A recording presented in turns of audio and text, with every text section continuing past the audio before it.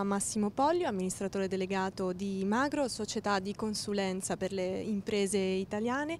Come sono appunto le imprese di oggi rispetto al passato? Come le ha plasmate la crisi?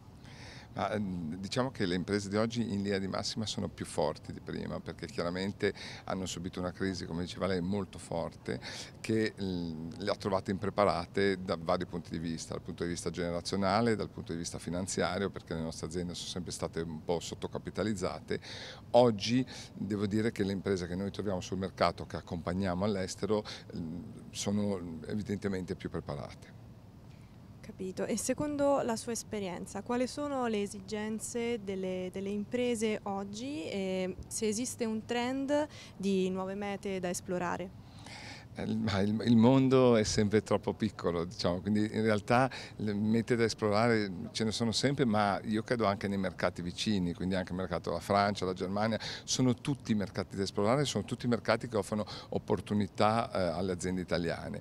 Io credo che l'importanza per un'attività forte, economica, di export delle aziende italiane sia quella di concentrarsi su quelli che sono i loro punti deboli e principalmente i loro punti deboli sono proprio, come dicevo prima, la finanza e io credo anche molto nella logistica, cioè spesso la capacità di, noi ci occupiamo soprattutto di supply chain, quindi la capacità di crearsi una filiera logistica che permetta alle piccole e medie aziende italiane, perché poi il tessuto italiano è fatto di piccole e medie aziende e queste aziende spesso non hanno la forza di finanziare, appunto di creare delle piattaforme logistiche all'estero.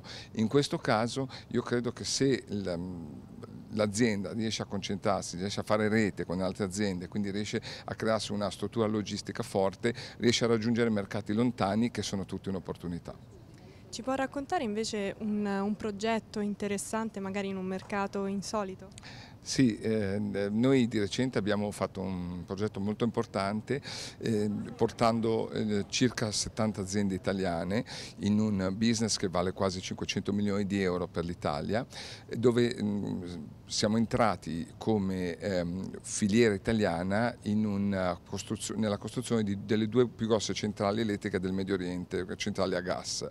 In questo caso noi siamo riusciti ad agganciare, dato che non era stato vinto da una delle grosse aziende italiane, ma era stato vinto da Siemens principalmente il progetto, noi siamo riusciti a entrare grazie a una garanzia SACE, quindi un buyer's credit, in questo progetto e siamo riusciti a coinvolgere aziende che altrimenti non sarebbero state coinvolte, perché normalmente quando un progetto lo vince una grande azienda italiana porta dietro tutta la filiera italiana, quando lo vince un'azienda estera tende a portare la propria filiera. Invece in questo caso, proprio grazie alla capacità di fare squadra e alla forza di SACE che ci ha dato una garanzia importante, siamo riusciti a entrare in questo mercato portando, diciamo, un lavoro molto grande, perché 500 milioni forse impattano per alcuni miliardi di euro sulla filiera italiana.